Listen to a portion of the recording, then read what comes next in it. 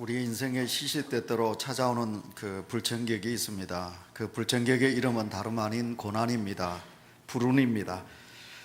정말 그렇지요. 누구나 다 반가운 손님이 오기를 기다리지 불청객 손님이 찾아오기를 기다리는 분은 아무도 없을 것입니다. 그럼에도 불구하고 우리 인생에 누구에게나 고난은 찾아옵니다. 다만 그 종류의 정도의 차이가 있을 뿐이지요. 그래서 사람들 중에 그 데카르트의 명언을 나는 생각한다, 고로 존재한다 라는 말을 페르디에서 이렇게 말하지요. 나는 고생한다, 고로 존재한다, 이렇게 말을 합니다. 인간이 살아 존재하는 한 고난은 우리에게 있기 마련입니다. 그런데 중요한 사실이 있습니다. 모든 인생에 고난이 있지만 고난의 의미는 사람마다 각각이 다르다는 사실입니다. 어떤 사람에게는 고난이 고생만 실컷 하다가 많은 것으로, 그리고 절망하게 불우하게 살아가는 그런 사람들이 있는가 하면, 어떤 사람에게는 고난이 똑같이 찾아왔는데 그 사람은 그 고난을 잘 이기고 견뎌서 성숙한 그런 사람으로 살아가는 사람도 있습니다. 말하자면 소모적인 고난이 있는 반면에 생산적인 고난도 있다, 그런 말이거든요. 그런 뜻에서 고대 신학자 어거스틴이 이렇게 말했습니다. 고통은 동일하나 고통당하는 사람은 동일하지 않다, 그렇게 말했습니다. 이런 말씀과 같이 여러분 한번 생각해 보시기 바랍니다. 여러분, 끓는 물에 당근을 넣으면 허물허물해집니다. 그러나 끓는 물에 달걀을 넣으면 그 달걀은 단단하게 되는 것입니다. 이와 마찬가지로 똑같은 고난을 당해도 어떤 사람은 고난에 짓눌려서 늘 슬픔 속에 살다가 끝내 실패하고 무너지지만, 어떤 사람은 그 고난을 더 믿음으로 이겨서 단단하게 승리하며 살아가는 그런 행복한 사람이 있습니다. 이 자리에 참여하는 우리 온유교회 사랑하는 성도 여러분, 우리에게 고난이 없는 자는 누가 있을까요? 저를 비롯해서 이 자리에 계신 우리 성도 여러분, 어떤 분은 크게, 어떤 분은 작게, 여러분 정도의 크기가 다를 뿐이지 우리 모두에게는 다 힘든 고난이 우리에게 있습니다. 그런데 여러분은 어떻게 대처하나요? 여러분, 그 고난을 믿음으로 대처하십니까? 아니면 믿음을 가졌는데 왜 내게 하나님께서 이런 고난을 주십니까? 라고 원망하고 불평하며 살아가십니까? 참 중요합니다. 어차피 우리에게 고난이 있을 테고 또 이 고난을 피할 수는 없을진데 어떻게 고난을 선명할 것인가 궁금하기도 하지요. 고난이 닥쳐올 때 멍청하게 당하지 말고 예수 그리스도를 믿는 성도는 누가 뭐래도 긍정적인 믿음으로 우리가 고난을 대처한다면 얼마든지 우리 인생의 플러스 요인이 되게 될 것입니다. 어제 아랫게 저는 우리 세 가족에게 전심 대접을 받았습니다. 어저께. 그런데 그 세 가족이 병원에 왜 우리를 대접했느냐 하면, 이제 수술을 받는데, 큰 대수술을 받는데 아침에 저희들이 찾아가서 기도해 준 것이 너무 감사하다, 그래서 이렇게 대접을 하더라고요. 그런데 그분이 저보고 하는 말이 뭐냐면, 이제 수술을 받기 전에 의사가 하는 말이 계속 이게 큰 수술입니다. 그런데 수술을 받는 당사자는 너무너무 마음이 별로 걱정이 없었다는 거예요. 얼굴이 밝아요. 그러니까 의사가 계속해서 당신 수술이 그렇게 쉬운 수술 아닌데 어떻게 해서 그렇게 당신 얼굴이 밝았냐고. 그랬을 때 그분이 그랬다는 거지요. 나는 믿음의 사람이고 나는 긍정적인 사람입니다. 선생님이 저를 잘 고쳐주실 것을 저는 믿고요, 모든 것은 다 하나님께 의지합니다. 그런 믿음으로 대처했다는 거지요. 전도서 7장 14절 말씀에 보시면 형통한 날에는 뭐라고 그랬습니까? 먼저 기뻐하고 공고한 날에는 너희들이 뒤를 돌아보라, 그렇게 성경은 우리에게 말씀하고 있습니다. 환자분들을 위해서 제가 많이 기도하지요. 제가 그럴 때 기도할 때마다 꼭 저는 어떤 말씀을 쓰느냐 하면 베드로전서 2장 19절에 보시면 전에 개역 성경에서 그렇게 말하지요. 우리 성도에겐 애매히 고난이 없다고, 우리에겐 고난이 그냥 이유 없는 고난이 없다고, 다 고난에는 뜻이 있다고. 그래서 이 애매히 당하지 않는 이 고난 속에서 하나님을 생각합시다. 그러면서 제가 기도를 합니다. 자, 여러분 뒤돌아보라. 내게 고난이 오면 뒤돌아보라. 생각해보라. 생각하면 여러분 어떻습니까? 생각하면 우리가 하나님의 십자가를 생각합니다. 주님의 십자가를 생각합니다. 그러면 주님의 십자가로 인하여 인류가 구원받았듯이 여러분, 그 십자가에 달리신 우리 주님이 얼마나 힘들었을까요? 우리 주님은 그 십자가의 고난을 이기셨는데 나는 이 작은 것, 이길 수 있다. 이런 믿음이 우리 속에 있지 않겠습니까? 그래서 신학자가 이렇게 말했습니다. 우리에게 성도에게 찾아오는 고난은 제3의 성례다. 이렇게 말하지요. 성례는 성찬과 세례식 두 가지가 있습니다. 그런데 신학자는 거기에다가 하나 더 고난을 세 번째 성례다. 그렇게 말했습니다. 고난을 통해서 하나님이 우리 인생에 더욱 성숙하게 만드시고 또 하나님께 더 가까이 다가가게 하시고, 그래서 그 고난으로 통해서 내가 더 하나님의 사랑과 은혜를 받고 있다는 사실을 하나님은 우리에게 그 고난으로 통해서 말씀하고 있기 때문에 그렇습니다. 그래서 고난은 인생의 학교요, 고난은 인생의 레슨이다. 그렇게 말하고 있는 것입니다. 우리가 원하지 않는 고난, 불행, 제3의 승리가 되게 하신 것은 그 고난으로 통해서 우리가 더 주님을 가까이 다가가게 하신 주님의 계기라, 그런 말이지요.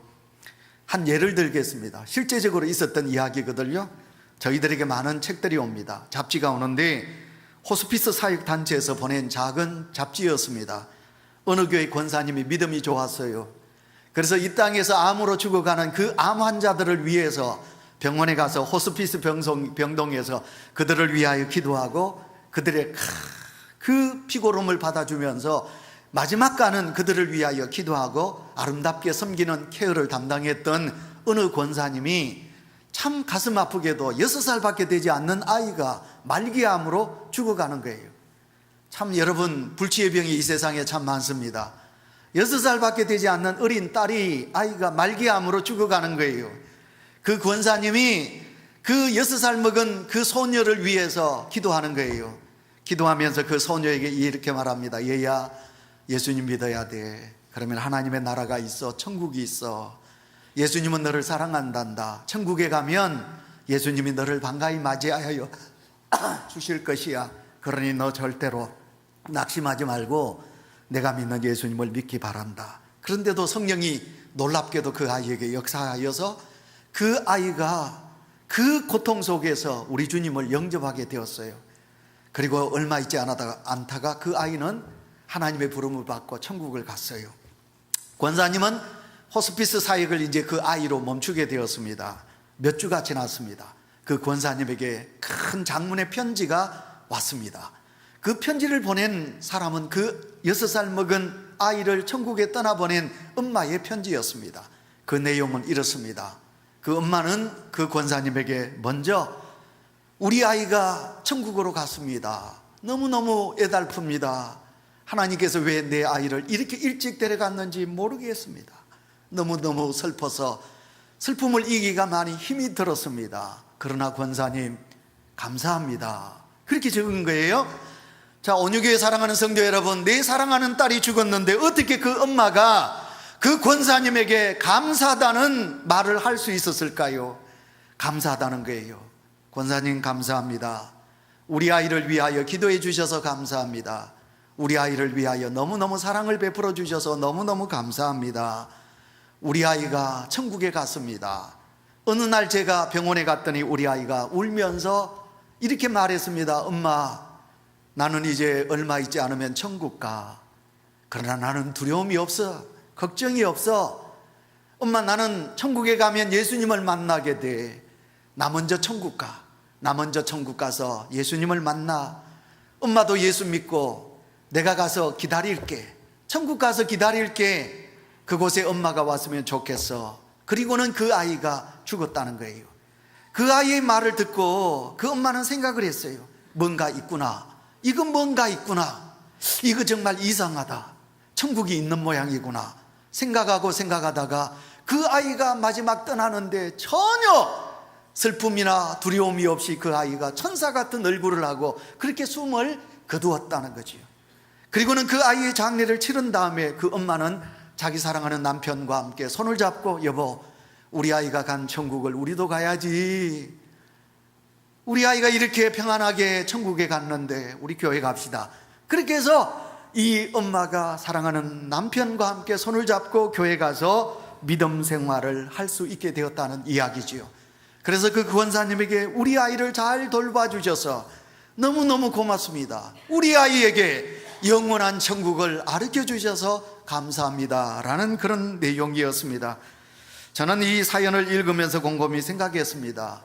여러분, 6살밖에 되지 않는 작은 사랑하는 딸아이를, 그 딸을 떠나보냈을 때 그 부모의 마음이 얼마나 슬펐을까, 얼마나 불행했을까, 여러분 그 고통이 얼마나 컸을까. 그런데 그 장례를 치르고 난 다음에 주님으로 말미암아 불행과 슬픔이 무엇로 변했느냐 하면 감사로 변한 줄 믿습니다.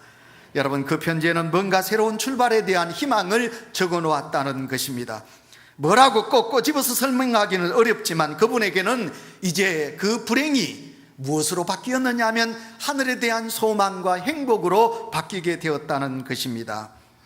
여러분, 그 불행한 일을 당했지만 그 엄마는 결코 불행으로 슬픈 자로 끝나지 아니하고 그 불행을 주님을 만나는 계기로 삼았기 때문에 그렇습니다. 사람들은 일반적으로 고난을 당하는 것을 좋아하지 않습니다. 저도 마찬가지입니다. 이 자리에 계신 여러분, 우리는 밤이 새도록 잠을 이루지 못하며 걱정거리가 내게 있다면 우리가 얼마나 싫은가요? 마찬가지입니다. 이 시간 우리 중에 몸이 아프거나 우리가 병 중에 있다면 병을 사랑하는 자가 누가 있을까요? 우리 모두는 다 고난이 있습니다. 반면에 우리는 평안하고 즐거운 것을 원합니다. 그렇다면 하나님께서 왜 우리에게 고난을 주셨을까? 하나님은 모든 것을 하실 수 있는 분인데 왜 이 땅을 만드시고 창조하실 때 고난을 있게 하셨을까? 왜 고통을 있게 하셨을까? 하나님이 가져가시면 얼마나 좋았을까? 우리에겐 오직 평안만 있었으면 얼마나 좋았을까? 우리는 이렇게 생각할 때도 있을 것입니다. 그런데 여러분, 고난이 우리에게 복이 될 때가 있다는 사실을 믿으시기를 바랍니다. 여러분, 그 고난이 복의 근원으로 만들 때가 있다는 것입니다. 여러분들 중에 이 시간 만약 여러분에게 어느 날 갑자기 여러분 일어난 사건과 사고, 교통사고, 아니면 사랑하는 자녀들에게 뜻하지 않는 불미스러운 일들, 아니면 사업이 망해서 실패하고, 이런 일들로 통해서 주님을 만나게 된 성도가 이 자리에 많이 계실 줄 믿습니다. 주님이 아니셨다면, 그때 그 고난이 내게 없었다면 주님을 믿는 성도가 아니라 나는 주님을 멀리하면서 세상의 쾌락과 즐거움 속에 하나님을 멀리하고 우리는 살았던 자가 아니었을까요? 그런데 하나님은 우리를 사랑하여 주셨습니다. 그래서 우리에게 뜻하지 않는 애매히 고난을 주셔서 그 고난으로 통하여 오늘도 이 시간 거룩하신 주님을 믿고 이 자리에서 겸손하게 하나님을 의지하는 성도로 이 자리에 있음을 생각하면 그 고난이 내게 불행이 아니었다는 거예요. 그 고난이 내게 축복으로 다가온 줄 믿습니다. 감사하는 성도가 되시기를 축원합니다. 근데 여러분, 조금 전에도 저희가 말했지만 만약 인간에게 고통이 없다면 얼마나 좋을까? 그래서 이런 우리가 생각을 하면 필립 안시의 책을 보면요, 인도에서 나병 환자, 참 불쌍한 환자들이죠. 나병 환자들을 위하여 평생을 바쳤던 그 선교사 브랜드 박사 이야기가 나와요. 브랜드 박사가 어느 날 그 나병 환자들을 케어하고 이제 그들에게 복음을 전하는데, 이 나병 환자들에게 가장 큰 아픔이 뭐냐? 신경이 마비된 거예요. 신경이 죽어 있다는 거죠. 그래서 자기 앞에서 어느 나병 환자 아줌마가 이 감자를 깎는데, 감자를 깎다가 그만 손을 비해서 손에 피가 뚝뚝 떨어지는데 우리 같으면 아야! 그리고 소리를 칠 텐데, 브랜드 박사가 보니까 이분이 손가락을 잘렸는데도, 피가 뚝뚝 떨어졌는데도 전혀 아야 소리를 하지 않더라는 거예요. 그때 브랜드 박사는 너무너무 가슴이 찡해 왔다는 거예요. 저렇게 피가 흘렸는데도. 남자분이 칼을 들고 정원에서 나무를 자르다가 자기 팔뚝을 뚝 자를 정도로 그렇게 여러분 큰 상처를 입었는데도 아프다는 소리를 전혀 하지 않더라는 거예요. 여러분, 타오르는 숯불에 손을 대었는데도 그 나병 환자는 그 숯불에 손이 뒤어서 여러분 물이 줄줄 흐르는데도 뜨겁다고 소리를 지르지 않더라는 거예요. 그래서 브랜드 박사는 자기가 돌보는 나병 환자들로 하여금 그 나병 환자들을 생각하면서 가슴이 아팠다는 거예요. 그리고 그 나병 환자들에게 그 생명을 지키기 위해서 밤이 되면 자기의 이불 속에 고양이 한 마리를 가슴에 끌어안고 자라고 그랬다는 거예요. 그래야만이 그들의 생명을 지킬 수 있다니까. 이와 같은 의학적인 관찰을 통해서 브랜드 박사가 도달한 결론은, 고통은 우리에게 절대로 슬픔이 아니다. 고통을 느낀다는 것은 우리에게 복이다 하는 것을 말하고 있습니다.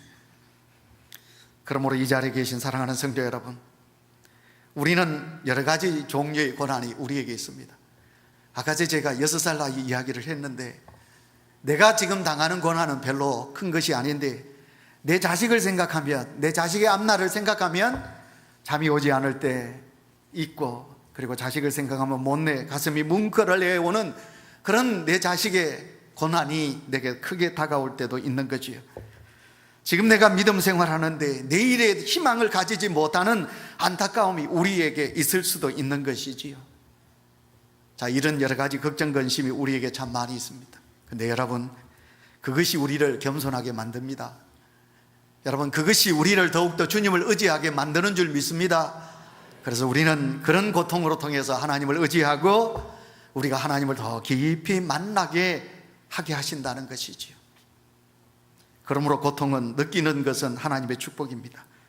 더 예를 들겠습니다. 미국의 NBA 프로농구가 있는데요, 여러분, 옛날에 최고의 인기를 누렸던 스타 플레이 이름이 밥 크로스인데, 이 사람이 발목에 심한 부상을 입게 되었습니다. 그래서 아주 중요한 경기를 나가야 되는데 이 주전 이 밥 크로스가 이제 무릎 발목을 다쳐서 나가지 못하게 되는 거예요. 그래서 감독이 그를 주전에서 빼요.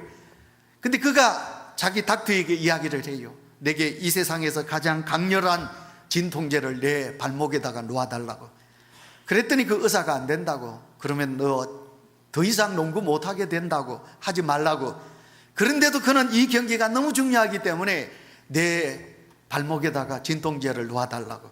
그래서 그 의사가 이 밥크로스의 발목에다가 진통제 3방을 놔줍니다. 뛰어도 전혀 고통을 모릅니다. 그런데 그가 뛰어서 리바운드를 받고 내려오다가 그 관중들이 다 들을 수 있을 정도로 뚝 하는 소리를 듣습니다. 통증은 없었지만 그 발목이 이그러집니다. 5번의 수술을 했지만 이 밥크로스는 겨우, 여러분, 걸을 수 있는 정도가 되었지, 그는 선수 생명이 끝이 나고 말았다는 것입니다.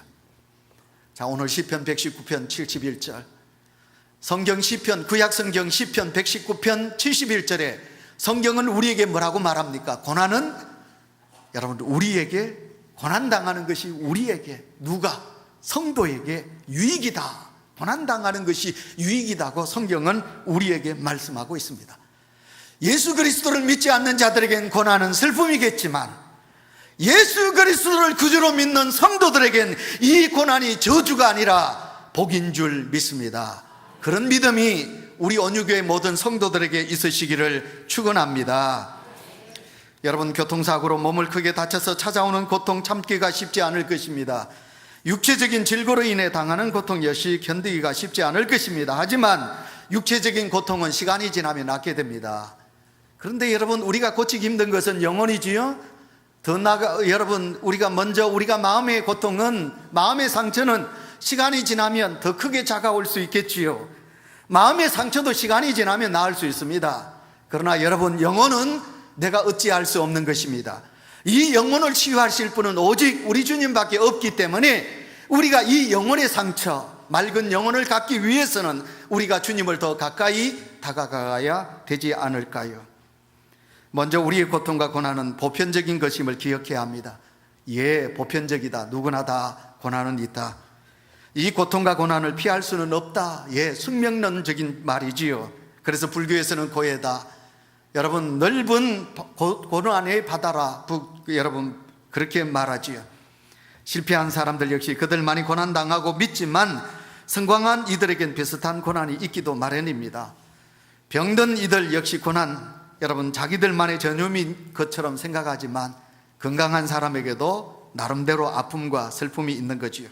문제는 우리가 이 극심한 고난을 당할 때 그 고난의 크기가 다른 사람의 것보다 내가 더 크구나 라고 생각을 갖는다면 문제가 있는 거예요. 그런데 믿음이 성숙하게 되면 우리가 어떻게 생각하느냐 하면, 그래, 내가 지금 겪고 있는 고난은 남들에 비하면 아무것도 아니야. 그러니 얼마든지 나는 이것을 이길 수 있다고 그렇게 받아들이는 것이 큰 믿음이 아니겠습니까? 제가 누가복음 8장을 강의하면서 이 설교를 꼭 하겠다고 제가 약속을 했지요. 누가복음 8장 야이로의 딸이 있는 사람은 참 복입니다. 아들이 있는 사람도 복이고요. 근데 아들이 있는 사람보다 저는 딸이 있는 사람이 더 복 있는 사람이 아닐까. 유대 마을에 야이로라는 회당장이 있었어요. 초등학교 교장이거든요. 초등학교 교장 야이로, 그에겐 사랑하는 무남 동료 외딸 하나가 있어요. 근데 그 딸이 그만 병들어서 죽게 되었습니다. 아버지가 딸이 죽어가니까 얼마나 슬플까요? 그래서 백방으로 노력했겠죠, 그죠? 좋은 약국, 좋은 우리 같으면 침 넣는데 좋은 몸에 좋다는 것 어떤 다 찾아다녔겠지요. 그런데 백방이 무효였어요. 딸은 자꾸 죽어가는 거예요. 그 아버지가 소식을 듣습니다. 가버나움에 있는 예수, 가버나움에서 치유 사역을 감당하시는 예수, 나사렛 예수, 그 예수는 모든 병을 고쳤다, 모든 병을 치유하시는 분이다, 이 소식을 듣게 됐죠. 근데 갈 수가 없어요. 왜냐하면 자기가 가지고 있는 권위입니다. 여러분, 유대 전통 유대 가장 볼수 유대인이 누구냐? 회당장이거든요. 그러니까 그 회당장이 예수에게 가서 도움을 요청할 수가 없어요. 갈 수가 없어요. 그런데 여러분, 그렇지 않아요. 자식이 아프면, 내 자식이 문제가 있으면 부모는 그 자식을 위해서 눈이라도 빼어내줄 수 있는 거예요. 그러니 그 아버지의 채통이 뭐 그래 중요하나요? 아버지의 권위가 뭐 중요하나요? 회당장의 권위가 뭐 중요하나요? 그거 아무것도 필요가 없어요. 다 내려놓는 거예요. 다 버리는 거예요. 내 자식만 살릴 수 있다면. 그래서 이 회당장 야이로는 자기 딸을 살리기 위해서 예수님 앞에 무릎을 꿇어요. 예수님 앞에 가서 회당장의 그 권위와 모든 것을, 자존심을 다 내려놓아요. 그리고 예수님에게 내 딸이 당장 지금 죽게 되었습니다. 오셔서 내 딸을 살려주십시오. 살려주십시오. 예, 결론은 그거지요. 그죠? 예수님이 가셔서 그 딸을 살려줍니다. 살아났습니다. 여러분, 그 딸도 살았지만 중요한 것은 무엇인가요? 그 딸이 죽어가는 죽음의 질고 고통으로 인하여 야이로가 예수님을 만나게 된다는 것입니다. 예수 그리스도를 만나는 놀라운 계기가 사랑하는 딸의 고통이었다는 것입니다. 그 고통이 예수님을 만나게 한 것이다, 그것입니다. 근데 이제 우리가 그 누가복음 8장을 공부해 보면 야이로가 예수님을 급히 모시고, 그리고 예수님께서 바쁜 걸음으로 그 야이로의 딸을 살리기 위하여 가다가 누구를 만나느냐? 참 불쌍한 여인을 만나지요. 혈루증. 여러분, 몸에서 피가 멈추지 않고 나오는 불쌍한 혈루병을 앓는 여자, 이 12회를 혈루증으로 앓는 여자가 예수님의 뒤에 가서 옷자락을 만지지요. 그리고 이 혈루증 앓는 여자가 예수님을 만납니다. 예수님께서 능력이 나간 것을 아시고 돌아보십니다. 돌아보시고, 우리가 마태복음 9장에 보시면 예수님께서 그 혈루증 앓는 여인에게 첫 마디가 뭐냐면 딸아. 참, 저는 성경을 읽다가 그 요절이 오면 막 가슴이 뛰어요. 돌아보시고 예수님께서 그 인자한 얼굴로 그 딸을 보며, 혈루증 앓는 딸을 보고 네가 고생 많았구나, 두려워하지 말거라. 레위기 15장을 보시면요, 나병 환자, 혈루증 앓는 여자가 사람 곁에 가면 돌로 쳐 죽이게 돼 있거든요. 그러니까 이 여자가 나는 이제 발각이 되었구나, 죽었다 생각하고 두려움 속에 떨고 있는데 예수님께서 보시고 돌아보시고 인자한 얼굴로, 인자한 목소리로 딸아 안심하라. 예수님의 첫 마디가 그겁니다. 딸아 안심하라. 네 믿음이 너를 구원하였느니라. 다 같이 아멘. 예수님의 능력으로 그 딸이 구원을 받았어요. 혈루증으로 인하여 부모에게 버림받고 형제 친구들에게 버림받아 외딴 곳에서 슬프게 살던 이 여자가 죽기를 각오하고 그 슬픈 마음을 가지고 와서 예수님의 옷자락을 만지고 예수님을 만나는 놀라운 역사가 있게 되는 것을 보게 됩니다. 제가 좀 상스러운 이야기를 하더라도 잘 들으십시오. 저는 그 윤문식 씨를 좋아합니다. 여러분, 판소리 마당, 그래서 제가 몇 번 거기에 마당 하는데 가보았어요. 옆에 그분이 하는 딱 한마디, 싸가지가 없었어. 그분이 하는 말, 늘 그분은요 싸가지가 없다는 말을 참 많이 합니다. 여러분, 우리가 살아가면서요, 우리가 하나님 앞에 싸가지 없는 짓 하면 안 돼요. 우리가 참 보면 싸가지 없는 짓 하는 사람이 너무 많아요, 요즘 세상에. 우리가 사람이 좀 못나도 괜찮고 부족해도 괜찮지만 싸가지 없는 짓 하면 안 돼요. 이 싸가지 없다는 말은 뭐냐면 정남이가 떨어진다 그 말이거든요. 우리가 살다 보면 대중가사에 나오는 단어와 같이 살다 보면 인간관계 속에서 불편하고 불쾌해질 정도로 싸가지 없고 정남이 떨어지는 사람이 있다 할지라도 우리는 그를 감정적으로 대체하지 마시고 우리는 그를 오히려 하나님을 만나는 사람으로 우리가 만들어주면 안 될까요? 살다 보면, 신앙생활 하다 보면 열받는 일들이 얼마나 많아요. 더 열받는 반응을 우리가 나타내지 마시고, 오늘 제가 참회 기도하면서 좀 더 참고 좀 더 이해하지 못한 것을 용서하여 주십시오, 그렇게 제가 여러분에게 기도하자고 그랬는데, 좀 더 우리가 참지 못하고 열내는 사람에게 더 열받는 자가 되어서 그를 주님에게서 멀게 만든다면 이 일을 어떻게 하나요? 더 열내지 마시고 우리가 그들을 주님께로 더 깊이 만나는 사람으로 우리가 인도자가 될 수만 있다면 얼마나 좋을까요? 사랑하는 성도 여러분, 잘 들으시기 바랍니다. 우리에겐 다 고난이 있고 아픔이 있고 어려운 일들이 있습니다. 난관이 있습니다.